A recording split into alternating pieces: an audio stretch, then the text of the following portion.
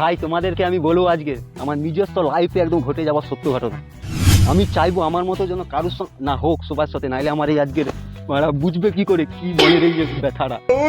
ঘটনাটা হলো যে বসে পড়ি, আমি আমার গার্লফ্রেন্ডের সঙ্গে 3-4 বছর প্রেম করি, 3 বছর বেশি 3.5 বছরের মতো এরকম প্রেম করি।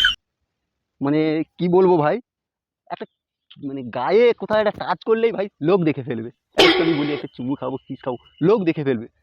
ভাই কি বলবো, এই যে জঙ্গলের মধ্যে দেখতে পাচ্ছ জঙ্গল, এই জঙ্গলের মধ্যে এসে বলি চলো পুকুর পাড়ে যে বসে কথা বলি। এই যে পুকুর পাড় বসে দুজনে এই জায়গাতেই কথা বলছিলাম।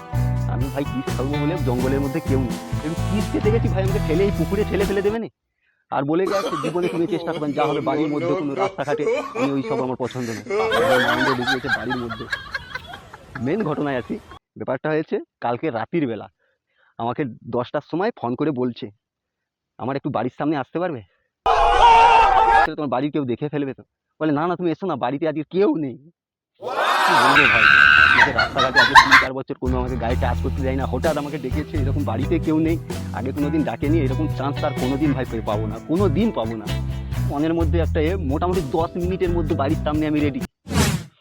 কল করলাম আমি বাড়ির মধ্যে সোজা চলে আসবো না তুমি বাইরে আমাকে নিয়ে যাবে। আমার গার্লফ্রেন্ড বললো কি বললো, কি বলছো তুমি, আমি তো মামা বাড়ি, মা সামনে চাবিটা লাগিয়েছিল, আমি কনফিউশনে ছিলাম, আমি তো মামার বাড়ি, বাড়িতে কেউ নেই, তোমাকে বলেছিলাম না। ভাই কি বলবো আমি, এই কষ্ট আপনাদের মধ্যে হলে বুঝতে পারছেন এইভাবে আমার একটু যেভাবে কষ্ট দিল। আগে 3 বছর 4 বছরের প্রেম করে বেকার আমার জীবনটা যাচ্ছে।